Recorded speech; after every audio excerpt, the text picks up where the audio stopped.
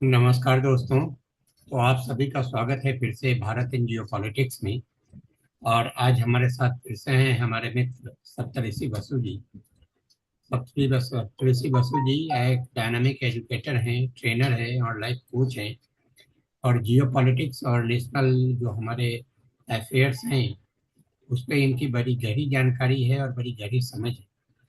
तो आज हम इनसे बात करेंगे जो हमारा इंडिया पाक का जो फ्लेयर था, है ना, उसके बारे में इनसे बात करेंगे कि इनके पास अपडेट क्या है और ये क्या कहना चाहते हैं इस बारे में। तो हमने देखा कि पहलगाम टेरर अटैक के बाद इंडिया ने स्ट्राइक बैक किया और टेररिस्ट इंफ्रास्ट्रक्चर जो थे पाकिस्तान में उसने बहुत सारे डिस्ट्रॉय किए। हम लोगों को ऐसा लग रहा था कि ये वार अभी लंबा चलेगा, क्योंकि जो टेररिस्ट इंफ्रास्ट्रक्चर है वो पाकिस्तान में बहुत बड़ा है और उसको डिस्ट्रॉय करने में काफ़ी समय लगेगा। तो ऐसा हमें लग रहा था कि ये वार काफ़ी लंबा चलेगा। लेकिन 72 आवर्स के बाद में एक सीज फायर हो गया है। तो इस सीज फायर के ऊपर में हमारे दोस्त जो हैं सप्तऋषि बसु वो क्या कहना चाहते हैं, इनसे जानते हैं। सप्तऋषि बसु जी, आपका स्वागत है हमारे प्लेटफॉर्म पे। धन्यवाद।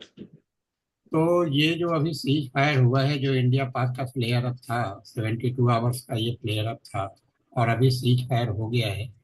तो आपको क्या लगता है कि इंडिया का जो ऑब्जेक्टिव ऑब्जेक्टिव था स्ट्राइक बैक करने का, तो वो ऑब्जेक्टिव इंडिया ने अचीव किया या नहीं किया? ये देखिए, पहली बात है जिस चीज को लेकर हम पहले भी इस विषय पे बातचीत करते रहे हैं वो है डिटरेंस की। जो जी। पाकिस्तान ने जो दुस्साहस किया और जो एक पैटर्न देखा जा रहा था, पाकिस्तान का ये पहला दुस्साहस नहीं था। ये जी। आखिरी दुस्साहस था जिसके बाद भारत के सबर का बांध टूट गया। तो पहला दुस्साहस क्या था अभी का? वैसे तो 1947 से ही ये दुस्साहस कर रहा है, लेकिन अभी के संदर्भ में कहे तो पहला दुस्साहस था जब रिजिम चेंज ऑपरेशन में आईएसआई, एमएसएस और क्या कहते हैं बिडन काल का जो सीआईए और फुट ब्रैक के लोगों ने मिलके हम्म। बांग्लादेश में जब रिजिम चेंज किया और एक जिहादी सरकार को वहां पे स्थापित किया। जी। जी। फिर बाद में जो है भारतवर्ष में तरह तरह के बहुत सारे जगहों पे दंगे कराए, जिसमें मुर्शिदाबाद का दंगा है। हम्म। और बहुत सारे इलाकों में इस किस्म के क्या कहते हैं हिंसक गतिविधियों को बढ़ावा देने की कोशिश की गई, हम्म। जमात के अपने लिंक के थ्रू, जो कि पूरे सब कॉन्टिनेंट में ऑपरेट करता है। जी। जी। और हिंदुओं की नरहत्या तब से अनअबाधित चल रही थी, बांग्लादेश से शुरुआत हुई। हम्म। हम्म। फिर आए हमारे आसिम मुनीर के एक्सटेंशन का समय। हम्म। तो उन्होंने एक स्पीच दी लंदन में, और लंदन में जाके लोगों से बातचीत करके आए कि अब हम कुछ खा रहे हैं, हमें आशीर्वाद दे दीजिए। तो हम्म। शायद MI6 के पास से कुछ आशीर्वाद लेके आए। हम्म। बोला कि इस बार कुछ करेंगे, ज्यादा कुछ नहीं करेंगे, थोड़ा बहुत लोग मारेंगे, उसके बाद जो है हम्म। मुझे एक्सटेंशन मिल जाएगा, क्योंकि इंडिया कुछ ना कुछ करने के लिए मजबूर होगा। हम्म। उतने में हम एक्सटेंशन लेके बैठ जाएंगे। नजरिया जरूरत इसको बोलते हैं, हम्म। सिचुएशनल नेसेसिटी दिखाते हुए जी। जी। हमेशा उनको एक्सटेंशन मिलता रहा है जनरल्स को। तो ये गैम्बल उन्होंने खेला, ये सोच के कि थोड़ा बहुत छिटपुट होगा और भारत के एलओसी में कुछ हरकत करेंगे, हम कुछ हरकत करेंगे हर बार की तरह, एक फ्रेंजीड हॉट डायलॉग होगा। और ये दिखाते हुए हम बताएंगे कि देखो पाक आर्मी है तो भारत दुबक के बैठ गया और इसलिए मुझे एक्सटेंशन दे दो। तो ये सारा प्रक्रम चल रहा था। तो उसमें कुछ चीजें शुरू ऐसी हो गई जहां पे आसिफ मुनीर ने चीजों को गेम करने की कैपेसिटी नहीं रखी। जैसा पहला कि सिंधु घाटी के पानी के ऊपर हमला, फिर जो हर जगह हमारे बिजनेस के ऊपर और पाकिस्तान के कैश फ्लो के ऊपर प्रेशर क्रिएट किया। IMF अगर रीजनेबल बॉडी होती और उसने अगर सही तरीके से चीजों को देखा होता तो उसका भी ग्रांट आना बंद होना चाहिए था। लेकिन आज हर चीज के बावजूद भी IMF ने हम्म। हमारे ही एक लेफ्ट लिबरल जो व्यक्ति वहां बैठे थे, जो लेडी थी, हम्म। उनके अपने रिवर्स आइडियोलॉजी से, देशद्रोही आइडियोलॉजी के वजह से पाकिस्तान को $1 बिलियन रिलीज करवा दिया गया। हम्म। हम्म। अब भारत अपनी जवाबी कार्रवाई के लिए पहले उन्होंने प्लानिंग की, इंटेलिजेंस का इस्तेमाल किया, हम्म। जगह जगह पे जगह जानकारी इकट्ठा की कि कहाँ पे लोग हैं। टेररिस्ट को पकड़ने के लिए देश भर में काफी जाल फैलाया गया इंटेलिजेंस का। कहीं श्रीलंका तक उनको ढूंढा गया कि कहाँ पे वो पकड़े जाएं, तो उनका स्वागत किया जाए सबके सामने। हम्म, लेकिन क्योंकि उनके पास ग्राउंड सपोर्ट था, इसलिए वो अपने आप को छुपा छुपा गए। और इसी बीच में क्या हुआ, कुछ घटनाएं ऐसी घटी कि जो पर्दे के पीछे रही। हम्म, तो भारत को तरह तरह की कैंडी दी जाने लग गई, अच्छा। क्योंकि भारत ने जब मोबिलाइजेशन शुरू कर दिया, हम्म, चारों तरफ से विक्रांत भेजना शुरू किया, इंडस सिंधु का पानी बंद किया, और बहुत सारा ट्रूप्स मूवमेंट किया, आरटी मूवमेंट किए। और हम्म, जो जब ये सब कुछ होने लग गया, तो उनके अंदर एक फीलिंग आ गई कि इस बार कुछ बड़ा होगा। तो वो तरह तरह के अपने मम्मी पापा जो हैं, हम्म, कहीं लंदन में, कहीं कनाडा में, कहीं यूएस में, कहीं हर जगह जाके छाती उती पीटना शुरू कर गए। रशिया में भी जाके बोल दिए सरगेई लावरोव को कि न्यूक्लियर हमला कर देंगे हम अगर बांध बनाए तो। पता नहीं कैसी ऐसी बात। भारत देखा कि इस बार ज्यादा बोल नहीं रहा है, हम्म, और साइलेंटली बहुत सारा मोबिलाइजेशन कर रहा है, और विक्रांत को भेजते जा रहा है। तो ये जो गंभीर और जो क्या कहते रेजोल्यूट एक्शन से पाकिस्तान बुरी तरह से डर गया। फिर वो दिन आया जब लंदन को बोला गया कि आप इंटरवीन कीजिए। तो वहां की लेफ्ट लिबरल सरकार है। हम्म, लेफ्ट लिबरल यानी इस्लामिस्ट के बहुत बड़े हिमायती होते हैं। तो हम्म, वो लेफ्ट लिबरल जो हिमायती थे, उन्होंने क्या किया कि वो जाके अभी उन्होंने जाके हम्म, क्या कहते हैं जो है हमारे साथ एफटीए कर लीजिए। हम्म, एफटीए हो जाएगा तो आप मतलब इस पहलगाम हमले को भूल जाइए, इसके बदले में हम आपको प्रोग्रेस करा देंगे और पता नहीं क्या क्या। बहुत किसने सारे बोला? हमारे चंडीगढ़ किसने कहा? ये चंडीगढ़ किसने कहा? लॉबी के जो ये किसने कहा? ये लंदन की तरफ से एफटीए हुआ सर। फ्री अच्छा। ट्रेड एग्रीमेंट किया गया। हम्म, हाँ हाँ हाँ, तो लंदन की तरफ से एक एफटीए किया गया था, और हम्म, जहाँ पे जियोपॉलिटिकल कंपेंसेट करने की कोशिश की गई कि अगर आप पहलगाम का हमले का जवाब नहीं देंगे तो हम एफटीए कर लेंगे। तो शायद इसलिए नरेंद्र मोदी जी बैठे हुए थे कि चलो एफटीए हो जाने दो। हम्म, और जिस रात को एफटीए हुआ, मतलब जब लंदन टाइम को एफटीए खत्म हुआ और उसकी सरकार ने आधिकारिक घोषणा की, उसी रात को लगभग 1 सवा 1 बजे ऑपरेशन सिंदूर लॉन्च कर दिया गया। ऑपरेशन सर सिंदूर अभी आप ये बताइए मुझे, ये पहलगाम हमले के बाद में जो इंडिया का स्ट्राइक बैक हुआ है, उसका चेन ऑफ इवेंट्स क्या रहा है? तो क्या आपकी जानकारी इसका है? चेन ऑफ इवेंट ये रहा कि पहले बात भारत ने जब स्ट्राइक किया, हम्म, नॉन नॉन एस्केलेटरी मेजर था, क्योंकि चारों तरफ से इंटरनेशनल प्रेशर था। हम्म, डिप्लोमेटिक आइसोलेशन करना बहुत ज्यादा जरूरी था। हम्म, जब डिप्लोमेटिक आइसोलेशन के लिए सबको ऑनबोर्ड लाया गया, तो बहुत सारे लोगों ने अभी अपना दोगला चेहरा दिखाया है, जैसे सऊदी अरब, कतार। ये वैसे भारत के बहुत अच्छे दोस्त बनने का ड्रामा करते हैं, हम्म, लेकिन जब हकीकत देखा जा रहा है तो इन ईरान, ये सब के सब जो है ना, इनके असली चरित्र, और खास करके तुर्की और चाइना, इन सब ने जो है पाकिस्तान के साथ बहुत ज्यादा सॉलिडारिटी और बैकिंग दिखाई। हम्म, और इस तरह से एक इंटरनेशनल प्रेशर क्रिएट किया गया कि पाकिस्तान अकेला नहीं है। जब जब ये स्ट्राइक किया जा रहा था, तो हम्म, सबसे पहले जो कंसेप्ट था सरकार का, वो ऐसा करना था कि पाकिस्तान के अंदर एक फैक्टर ऑफ डिटरेंस बैठ जाए, हाँ, कि कुछ इस बार ऐसा करो कि उनकी ये करने की हिम्मत कई सालों तक न हो, और तब तक हम अपनी कैपेबिलिटीज इतनी बढ़ा दें कि जो इनके प्लानर्स और एग्जीक्यूटर है, उनके अंदर जो परसेप्शन है भारत का एज ए सॉफ्ट स्टेट, हम्म, हमेशा के लिए बदल जाए। और ग्राउंड की रियलिटी इस बार इतनी बदल दो हम्म, कि पाकिस्तान जो हर बार हमारा खून बहाता है, ये खून बहाना मतलब घर पे कुछ तकलीफ हो तो चलो इंडिया को पोक कर देते, मतलब जैसा एक टाइम पास बना के रख दिया था, उसकी उसकी हिम्मत को तोड़ना हमारा मुख्य उद्देश्य था। हम्म, तो ये पहला स्ट्राइक किया गया जिसमें वेस्टर्न पावर्स ने भारत को मात्र इतनी छूट दी थी, जैसा कि मार्को रूबियो ने कहा था, जब तक इंटरनेशनल बॉर्डर पे हम्म, भारत कोई बड़ा हमला नहीं करता, यानी अपने तोप खाने नहीं भेज देता, हम्म, मल्टीपल इंकर्शंस नहीं करता।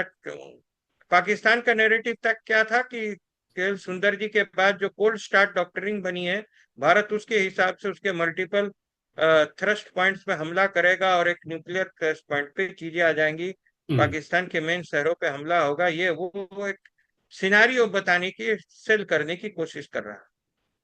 तो भारत ने बोला कि नहीं, हम ऐसा कुछ नहीं करेंगे, हम्म, और नहीं किया भी हमने। उन्होंने गारंटी दिया कि हम आईबी को क्रॉस तब तक नहीं करेंगे जब हम्म, तक पाकिस्तान खुद ऐसा नहीं कर देता है, हमें मजबूर नहीं कर देता है। हम्म, तो उसने सबसे पहले जो है अपने जितने भी टेररिस्ट के आका है, इन सबके नेटवर्क को, इनके कमांड कंट्रोल सिस्टम को, इनके सैटेलाइट के आईएसआर लिंक्स को स्टडी किया, और हम्म, देखा कि नर्व सेंटर्स कहाँ, और इनके सारे ठिकाने आइडेंटिफाई कर दिए। उस हिसाब से इनके कोऑर्डिनेट्स, इनकी प्लानिंग, इनके ऊपर कौन कौन से हमले करेंगे, और एक साथ कंबाइंड आर्म डॉक्ट्रिन से, थल से, नभ से, जल से, हर जगह से हमले हो, हम्म, ताकि पाकिस्तान का कोई भी सिस्टम जो है इनकी प्रोटेक्शन न कर पाए। ये पूरी प्लानिंग की गई। और हमने बीवीआर मिसाइलों का इस्तेमाल किया कि हम अपने ही इलाके में रहेंगे लेकिन मार तुम्हारी जगह पे पड़ेगी। और इन्होंने सबसे पहले टेररिस्ट कैंप उड़ा दिए। टेररिस्ट कैंप उड़ाने के तुरंत बाद क्या घटना घटी ये रही है कि टेररिस्ट कैंप उड़ाने के बाद जो है पाकिस्तान के पास एक एग्जिस्टेंशियल प्रॉब्लम हो गई कि जो रेडिकलाइज्ड पॉपुलेशन हम्म, है, ऐसा कि सारा पॉपुलेशन ही, जो रेडिकलाइज्ड पॉपुलेशन है, जो हम्म, कि इस चूरन पे चलती है कि कस्बा हिंद करेंगे और कश्मीर बनेगा पाकिस्तान, हम्म, वो कैसे इनकी कमजोरी को देखेगा। तो और भारत पाकिस्तान में अभी वेस्टर्न फ्रंट पे हंगामा पहले से ही चल रहा था।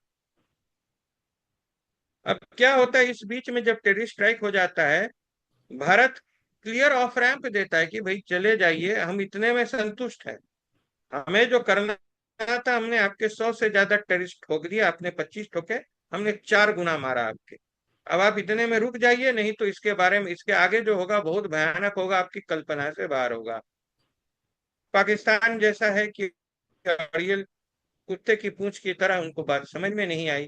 और हम्म, मुल्ला मुनीर जो है कि अत्यंत जिहादी और रेडिकल जनरल है, हम्म, तो उसको तो अपनी जब क्राइसिस क्रिएशन है प्रेसिपिटेशन में मजा आ रहा था। हम्म, तो उसने क्या किया कि हम्म, पूरा सैचुरेट कर दिया एयर स्पेस को ड्रोन, लॉइटनिंग म्यूनिशन और शॉर्ट रेंज मिसाइल से, हम्म, और साथ में हेवी आर्टी फायर से। हम्म, आरटी फायर को रोकने में कामयाबी ज्यादा नहीं मिली, आरटी फायर पुंछ सेक्टर में गिरा, उससे सिविलियन इंफ्रास्ट्रक्चर को और सिविलियन लॉसेस हुए, और कुछ हमारे सिपाही भी मारे गए। फिर उन्होंने क्या किया कि वापस टेररिस्टों को भेजा हमला करने के लिए। हम्म, उसमें भी कुछ लोग घायल हुए, लेकिन टेररिस्टों के ऊपर काफी बड़ा एक्शन हुआ, मारे गए। और संतरी ने फायर कर दिया, नागोटा बेस पे हमला का प्लान था, हम्म, पूरी स्टाइल। फिर उसने क्या किया कि मल्टीपल अटैक्स किए, उन्होंने ऐसा किया कि भारत का पूरा जो एयर डिफेंस सिस्टम है सैचुरेट हो जाए। लेकिन उनको भारत के डेप्थ ऑफ एयर डिफेंस के बारे में टोटल खुफिया जानकारी नहीं थी, कि भारत ने एक के जगह 9 9 सिस्टम्स लगा रखे थे, इंटरलिंक, सभी के सभी ऑपरेशनलाइज्ड, आपस में नेटवर्क सेंट्रिक वॉरफेयर का जो कंसेप्ट चल रहा था, उसको हम्म, भारत ने ऑपरेशनलाइज कर दिया था। ये समझ बूझ पाकिस्तान की मिलिट्री को नहीं थी। तो इसीलिए क्या हुआ, उसके भेजे हुए सारे तीर, सारे तुनीर उसकी खाली हो गई, और हमारे एयर डिफेंस सिस्टम की दीवारों पे वो आके चिपक के गिर गई। और हम्म, दुनिया का ये पहला इतिहास है कि इतने बड़ा, क्या कहते हैं, सैचुरेटेड हमला, हम्म, जो कि लगभग हमास के पैटर्न पे किया गया है। इससे पता चलता है या तो हमास पाकिस्तान आर्मी द्वारा प्रेरित है, नहीं तो पाकिस्तान आर्मी हमास द्वारा प्रेरित है। सेम 6 7 हजार मिसाइल दागना, एक तरीके से चारों तरफ सेचुरेटेड वॉरफेयर करना, इसी तरीके से इन लोगों ने सेचुरेटेड अटैक किया था। और हम्म, उसके बावजूद भी है, हमारे एयर डिफेंस सिस्टम ने 100% एट्रिशन कर दिया। तो पहले बार में भारत सिर्फ उसके मिसाइल गिराता रहा, मिसाइल गिराता रहा, और थोड़ा बहुत स्ट्राइक हमने किया अपने लॉइटरिंग म्यूनिशन से, हम्म, ये बताने के लिए कि भैया अब तुम कुछ करोगे तो हम तुम्हारी पिटाई करेंगे, इतने में संभल जाओ। हम्म। लेकिन आदमी तो मुनीर है, उसको हम्म। बात समझ में नहीं आती है। हम्म। तो दूसरे दिन उसने क्या कहते हैं, बैलिस्टिक मिसाइल के बैटरीज भी खोल दिए।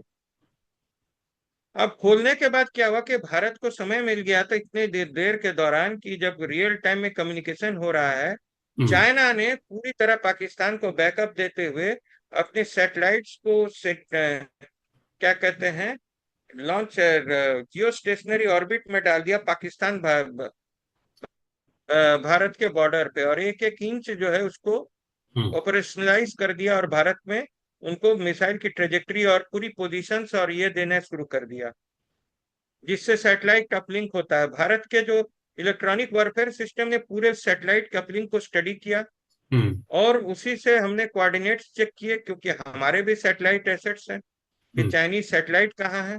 और अपलिंक को चेक करते हुए हमें डाउनलिंक का प्रिसीजन डाउनलिशन से हम लोगों ने ये पता किया कि उसके मेजर कम्युनिकेशन नोड्स कहाँ हैं, और हमने देखा कि जिन जिन नोड से ये अटैक कर रहे हैं वो हम्म। कहाँ पे। अब भारत ने जब जवाबी हमला शुरू किया, तो इनके सबसे पहले एयर डिफेंस सिस्टम उड़ा दिया हमने, हम्म। जिससे आधे अंधे हो जाए। हम्म। फिर उसके बाद जो इनका कमांड एंड कंट्रोल सिस्टम, जो कि एक वॉरफेयर स्टेशन होता है, हम्म। एवैक्स कहते हैं, एयरबॉर्न कंट्रोल रडार, जिससे आपका मिसाइल सिस्टम, आपके मिलिट्री, आपका ये सभी कुछ कोऑर्डिनेटेड होता है। एक किस्म का एक ऑफिस, वॉर ऑफिस जो है हवा में होता है, और हम्म। काफी महंगा सिस्टम होता है। हम्म। उसमें इलेक्ट्रॉनिक सूट वूट भी होते हैं। अच्छा। उसको उड़ा दिया। अब इसके बाद इन्होंने क्या किया कि जब ये एयर डिफेंस सिस्टम उड़ गया और इनका एवैक्स उड़ गया, तब ये कायदे से अंधे हो गए, इनको दिखना बंद हो गया। तब इन लोगों ने क्या किया कि इनके जो मिग, इनके जो J-17 और जो F-16 थे, अब इनको बैक पोजीशन से लेके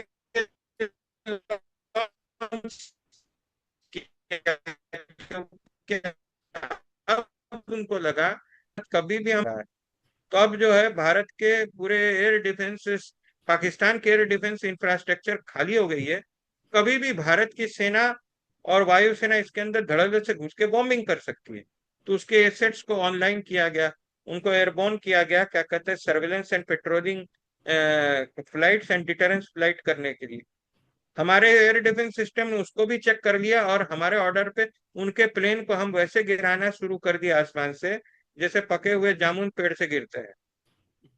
तो उनको उनके करोड़ों के नुकसान होने शुरू हो गए, इनके एसेट्स पूरी तरह से टूटने लग गए। और इस चीज से क्या हुआ, जो पाकिस्तान आर्मी का जो इनविंसिबिलिटी का इमेज था, ये पूरी तरह से समाप्त हो गया।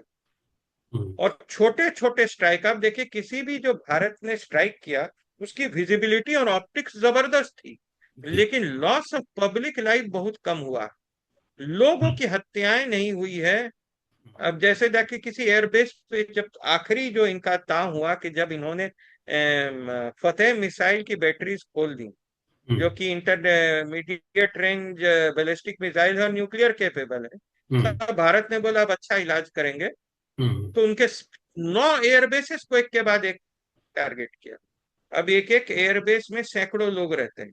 हम्म। अगर एक एक भी एयरबेस पूरी तरह से उड़ा दिया जाता, तो पाकिस्तान के कम से कम 200-300 लोग या उससे भी ज्यादा एक एक एयरबेस में मरते। हम्म। लेकिन भारत ने ऐसा नहीं किया, भारत ने सिर्फ उसकी मशीनरी कैपेबिलिटी को, इसे कहा जाता काउंटर फोर्स स्ट्राइक, हम्म। कि हमने जो है तुम्हारी काबिलियत, जंग लड़ने की काबिलियत को खत्म किया, रनवे को तोड़ा, लेकिन तुम्हारे बैरक्स को नहीं उड़ाया, तुम्हारे ऑफिसेस को दिन के वक्त नहीं उड़ाया, जहां पे तुम बैठ के काम करते हो तो तुम्हारी लाशें बिछ गई होती।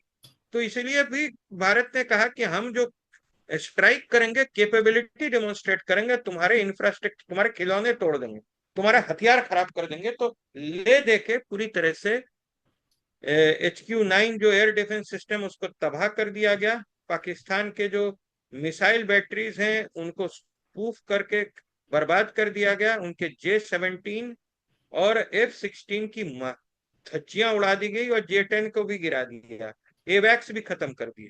और उसके साथ 5 के 5 एयर बेसेस पे हमला करके जी। उनको एयरबेसेस को पीरियोडिकली इन ऑपरेशनल बना दिया गया, और कहीं कहीं के एयरबोन सिस्टम को हम लोगों ने पूरी तरीके से डैमेज कर दिया, जिस वजह से क्या हुआ हम्म, कि एयरबोर्न सिस्टम के डैमेज हो जाने के वजह से हम्म, पाकिस्तान की immediate war fighting capability air air air domain में कमजोर पड़ गई, और उसको लगा कि अब जो है ऑफेंसिव वॉरफेयर अगर हम्म, भारत के साथ किया गया तो भारत एयर सुपीरियोरिटी अचीव कर देगा। फिर उसके बाद वही होगा जो हमेशा पिछले कई सालों से हो रहा है, हम्म, मतलब भारत एयर सुपीरियोरिटी ले लेता है, फिर टैंक कॉलम्स और उसके आरटी पोजीशंस और उसकी मिलिट्री इंस्टॉलेशन को बुरी तरह से तोड़ देता है, और पाकिस्तान जंग हार जाता है। तो उसकी मेमोरी जो है इनके जनरल्स को याद आ गया, और हम्म, उन लोगों ने डेस्परेटली इधर उधर डायल करना शुरू किया। और हम्म, जब न्यूक्लियर कैपेबल बैटरी छोड़ी गई तो फिर ये देखा गया कि पाकिस्तान जो है हम्म, न्यूक्लियर वेपन्स को अपने बंकर या स्टोरेज फैसिलिटी से बाहर ला रहा है। हम्म, तो आखिरी जो स्ट्राइक किया गया हम्म, वो पाकिस्तान के जो न्यूक्लियर डिपोज थे, यहाँ उसका फिसाइल मटेरियल यानी वारहेड के जो मटेरियल रखे रहते थे, हम्म, उसके दरवाजों पे था, और वहां पे भी स्ट्राइक किया, ये बताने के लिए कि हमने देख लिया कि तुम्हारा माल कहाँ है, और जो हमें जब समय मिलेगा तुमको अच्छे से हम सॉर्ट आउट कर देंगे। तो उसके बाद जो है भारत ने पाकिस्तान ने न्यूक्लियर थ्रेशोल्ड के बारे में बात करना बंद किया, तब जाके हम्म, F-16 गिरने के बाद और न्यूक्लियर थ्रेशोल्ड आने के बाद, और दो अर्थक्वेक जिसको कहा जा रहा है कि न्यूक्लियर डेटोनेशन हुआ है, और बहुत सारा रेडिएशन फॉल आउट का मैपिंग हो रहा है अभी पाकिस्तान में इस वक्त। तो अब जो है लोग जो है इस मैटर को बड़ा सीरियसली ले लिए, और फिर इंटरनेशनल प्रेशर आया, बोला कि अब आप लोग जो है सीज फायर कर लें। तो भारत ने बोला कि भाई वो हमने तो पहले दिन से बोला था कि हम मारना नहीं चाहते, लेकिन इनको मरने का इतना शौक है, बार बार हमारे साथ आ रहे हैं, तो अब हम जो है हेवी एक्शन करने के लिए पूरी तरह से तैयारी कर रहे हैं।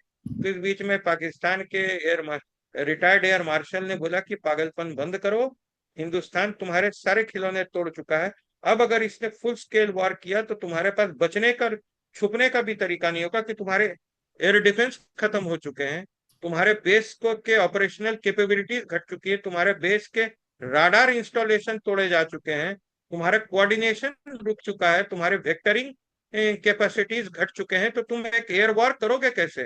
तीन हम्म, तीन चार डायमेंशन, तुम वेक्टरिंग कैसे करोगे, तुम पैकेजेस कैसे लाओगे, तुम उसको क्या कहते हैं आईएसआर कैपेबिलिटीज कैसे देखो। और जैसे ही हमने अपलिंक को तोड़ा तो चाइना के जियो स्टेशनरी सैटेलाइट्स को समझ में आया कि हम्म, भारत ने हमारी अपलिंक पकड़ ली है। अब हम्म, अगला स्टेचर ये है कि चाइना और भारत दोनों के पास एंटी सैट वेपन है। हम्म, अगर भारत ने चाइना पे एंटी सैट वेपन चला दिया होता तो हम्म, चाइना को थिएटर में आना पड़ जाता अपनी इज्जत बचाने के लिए, नहीं तो चुप करके बैठ जाना पड़ता। चाइना ने अपनी जियो स्टेशनरीज वहां से हटा ली, और उसके बाद से जो है पाकिस्तान को आईएसआर सपोर्ट देना बंद कर दिया। इस बीच में तुर्की ने भर भर के ड्रोन भेजे, और हम्म, सभी ड्रोन जो है हमने मार गिराया, हम्म, और इस चीज से जो है पाकिस्तान का मोराल बहुत बुरी तरह से टूट गया, और वो जो है किसी तरह से फेस सेविंग देते हुए उसने युद्ध से एग्जिट करने का प्लान बनाया। और उसकी एग्जिट के को जैसा कि पाकिस्तानी बहुत थिक स्किन्ड होते हैं, हम्म, उसने एग्जिट में भी इस करारी हार को जीत मना लिया। मतलब पता नहीं किस किस्म का लॉजिक है, लेकिन इनके लॉजिक काम नहीं करते, तो that is how they have basically tried to portray कि हम हाँ। जंग जीत गए। तो अभी जब इंडिया ने सीज फायर पे एक्सेप्ट कर लिया है, तो इसके रिप्रिकॉशंस क्या होंगे इंडिया के जो ऑब्जेक्टिव था उसके ऊपर?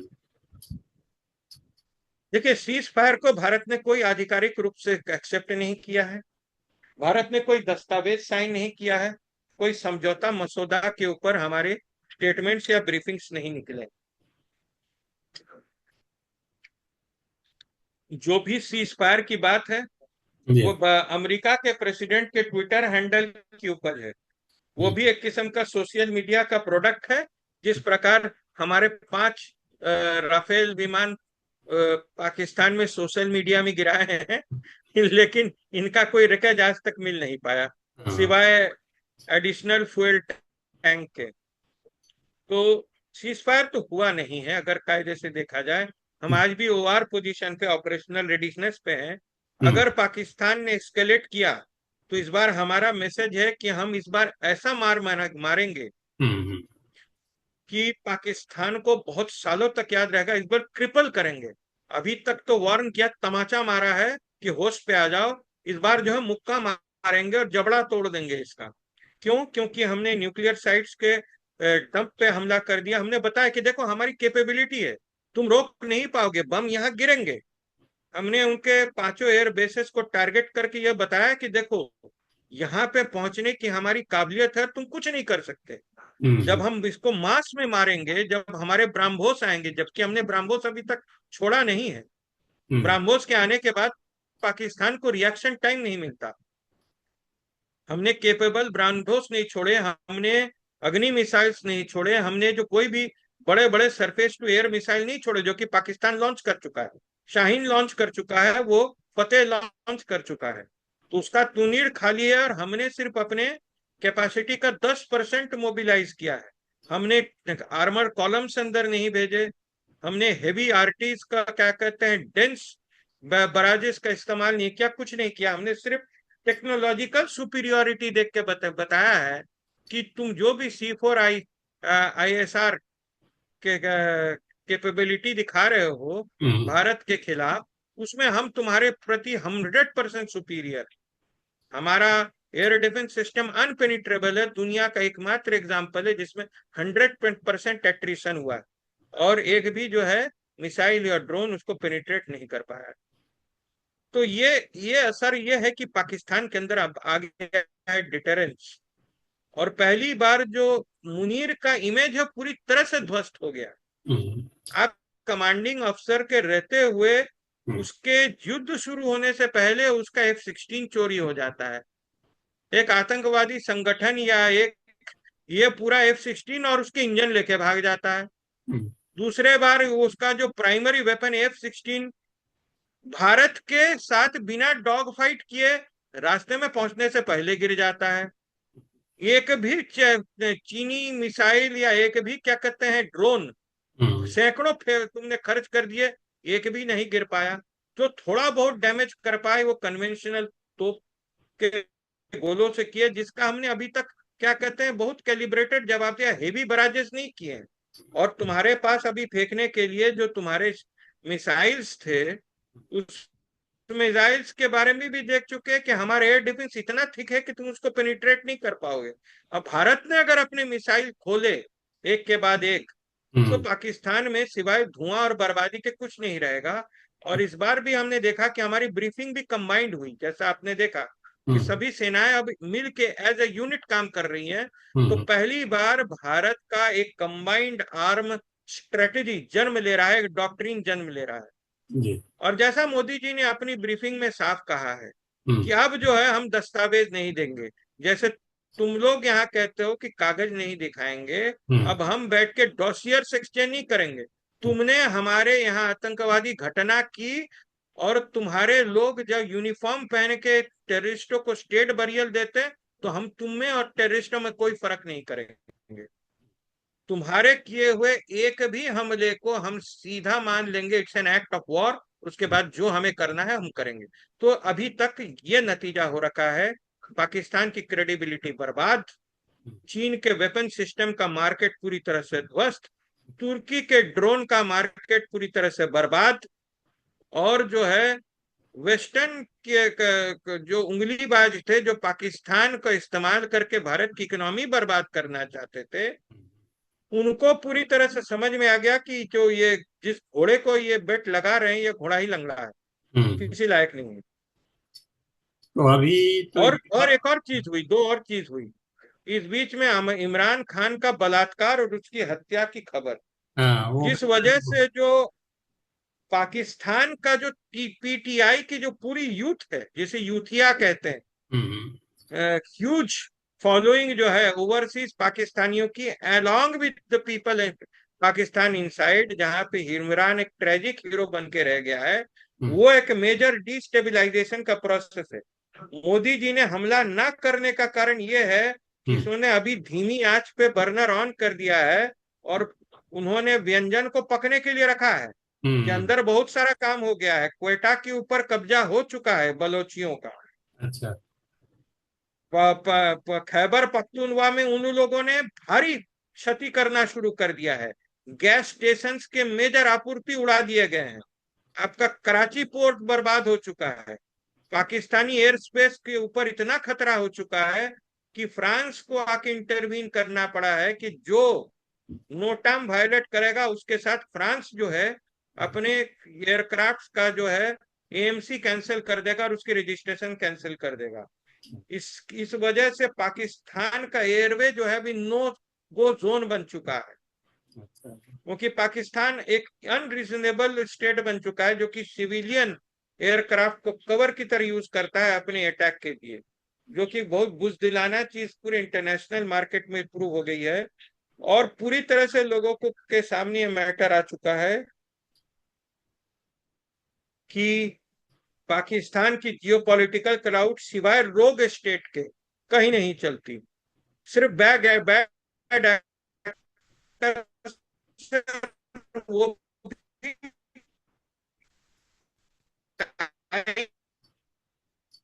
में आके काइनेटिक सपोर्ट नहीं, कलाम के बाद बहुत कम हो चुका है, इस बार बहुत बुरी तरह मारेगा। अभी तो ये मुद्दा सिर्फ ये बच गया कि जो पाकिस्तान ने जो पूंछ में बमबारी की, जो आर्टिलरी फायर किया और वहां पे जितने लोगों की जाने गई हैं, उसका कोई सही ढंग से उसको जवाब नहीं मिला है।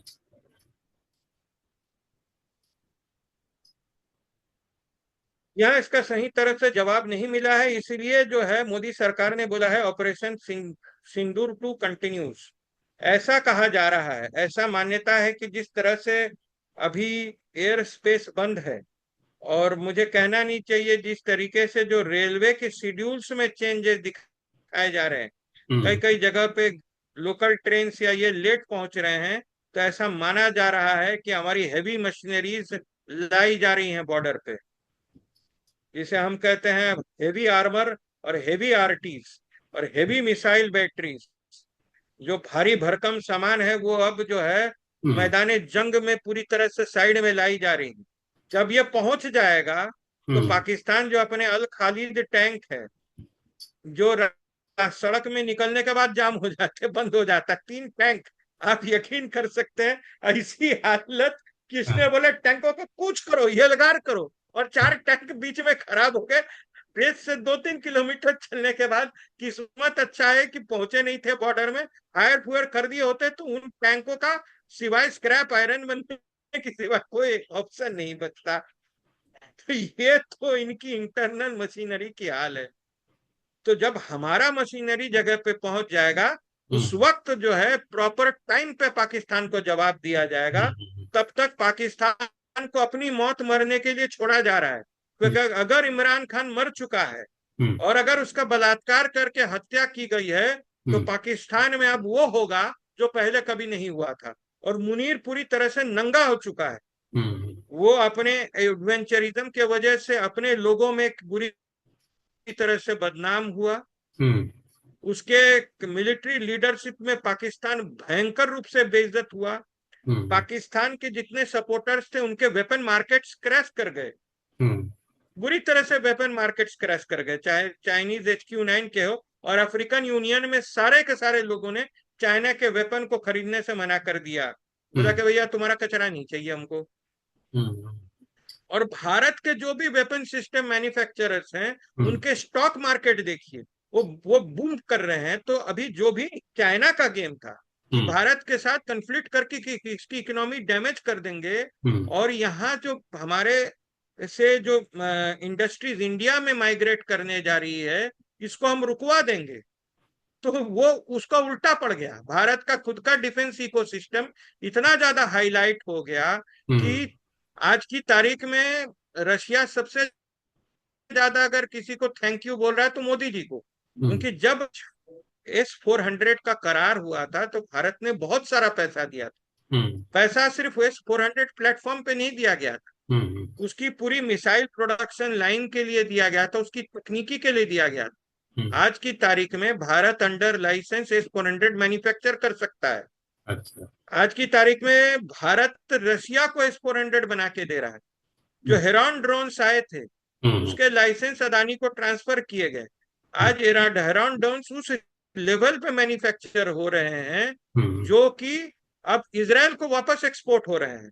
तो भारत एक heavy weapons factory of the world बनता जा रहा है। तो ये जो डिफेंस इकोसिस्टम था, इसका जो लाइव डेमोन्स्ट्रेशन हुआ, एयर शो में तो सिमुलेशन होता है, ये जो लाइव शो भारत ने करके दिखाया, इसने चाइनीज वेपन मार्केट को बुरी तरह से क्रैश कर दिया। और F-16 टपकाने के बाद ट्रंप और बाबा उछलते हुए आ गए कि अरे यार भाई, मेरा भी क्या कहते हैं वेपन मार्केट बर्बाद कर देगा, इस मूर्खों को बोलो यार कि F-16 ना पीटे, वरना कल को यूक्रेन भी हमसे F-16 लेना बंद कर देगा। तो ये अभी सारी जियोपॉलिटिकल रेमिफिकेशंस हैं। तो अभी ये खबर ये भी आई सोशल मीडिया में कि आसिफ मुनीर को अरेस्ट कर लिया गया है। और क्या है, शमशेद मिर्जा बेग, जो वहाँ पे हम्म। चीफ ऑफ डिफेंस स्टाफ हैं, उन्होंने चार्ज ले लिया है। तो क्या ये भी खबर सही है या सिर्फ सोशल मीडिया का फेक न्यूज है? देखिए कि ये बीच में आया था। और हमारे यहाँ पे पुरानी कहावत है कि जब धुआं निकलता है तो आग जरूर कहीं ना कहीं। हम्म। ये तो देखा जा रहा है कि Munir is very much in command. और आज जो है मुनीर को अलग अलग तरीके से प्रेस करके, पता नहीं कहाँ पे, कौन से चने के झाड़ पे या कौन से धनिया के झाड़ पे उनको चढ़ाया गया। हाँ, शाहबाज शरीफ द्वारा। लेकिन जो बॉडी लैंग्वेज देख के एक्सपर्ट बता रहे जियो पॉलिटिक्स की, उसकी क्रेडिबिलिटी भयानक रूप से डैमेज हो गई। और अंदर से हम्म। कई सीनियर जनरल्स ने ये पूरी फेलियर का ठीकरा मुनीर के सर पे तोड़ा है। अच्छा। अब जो है all is not well in Pakistan. Hmm. ये नवाज शरीफ ने ही शहबाज शरीफ को बोल के इसको जनरल लगाया था। हम्म। आज की तारीख में मुनीर और जो पॉलिटिकल एस्टेब्लिशमेंट के बीच में बहुत सारी प्रॉब्लम है। डिवीजन 111 मूवमेंट कर चुका था, कू के ऊपर चांस था, ऑलमोस्ट कू होने वाला था। या तो मुनीर हटता, नहीं तो शहबाज हटता। बीच में क्या कहते हैं, वेस्टर्न पावर ने इंटरवीन करा, बोला कि जरा भी नौटंकी इस वक्त की तो हम इंडिया को खुला छोड़ देंगे। तो फिर वो मुनीर भाई साहब बोल गए नहीं नहीं नहीं नहीं, हमको कहीं कोई सत्ता उत्ता नहीं चाहिए, मैं पीछे ही रहता हूँ। अब मुझे मार्शल लॉ नहीं बनना, उसको जनरल जिया उलग बनना था। हम्म। तो इसी तरीके से वो शाहबाज को हटा के पोजीशन में बनने वाला था। शाहबाज ने उसके अरेस्ट के लिए ऑर्डर दे दिए थे। तो दोनों मिलिट्री धड़ों के अंदर फ्रैक्शन हो गया था। और मुनीर इज हाईली अनपॉपुलर, अपने जनरल स्टाफ का उसके पास सपोर्ट नहीं है। और शमशाद मिर्जा को उसका रिप्लेसमेंट माना जा रहा है कि एक लेवल हेडेड जनरल जिसका कायदे से एक्सेप्टेंस हो, या जो आईएसआई का जो प्रेजेंट चीफ है, उनको माना जा रहा है कि मुनीर का सक्सेसर बनाए जाने की बात है। हो सकता तो है कि उनका जो फाइनली पुअर शो है उस वजह से फाइनल उनका एक्सटेंशन कैंसिल हो जाए, जो 2027 तक मिला था। फाइनली आपके लिए अंतिम सवाल ये है, अभी 1 मिनट से कम समय बचा है, कि आप क्या देखते हैं अभी अगले 2-4 दिन में क्या होने वाला है? क्या कुछ एस्कालेट होगा या अभी हम लोग वेट एंड वॉच की स्थिति में हैं? अगर मुनीर को ऐसा लगा कि उसकी गद्दी को खतरा है, हम्म। उसके उसको थ्रेट है, या उसके पास सर्टेन अमाउंट ऑफ पैसा आया है और कहीं से उसको प्रॉप अप मिल गया, हम्म। या तो चाइना की तरफ से, नहीं तो तुर्की के तरफ से, नहीं तो ईरान की तरफ से, और उसको कोई एक ऐसा फितूर आया कि नहीं एक बार और करके देखते हैं, हम्म। तो मुनीर एक मिस एडवेंचर जरूर करेगा। और इस बार जब मिस एडवेंचर करेगा, इतनी भारी कीमत उसको चुकानी पड़ेगी कि इस बार जो है पाकिस्तान की मिलिट्री माइट और क्या कहते हैं अर्थनीति की कमर तोड़ दी जाएगी। इस बार पाकिस्तान को बचाने आने वाला कोई नहीं है। और हो सकता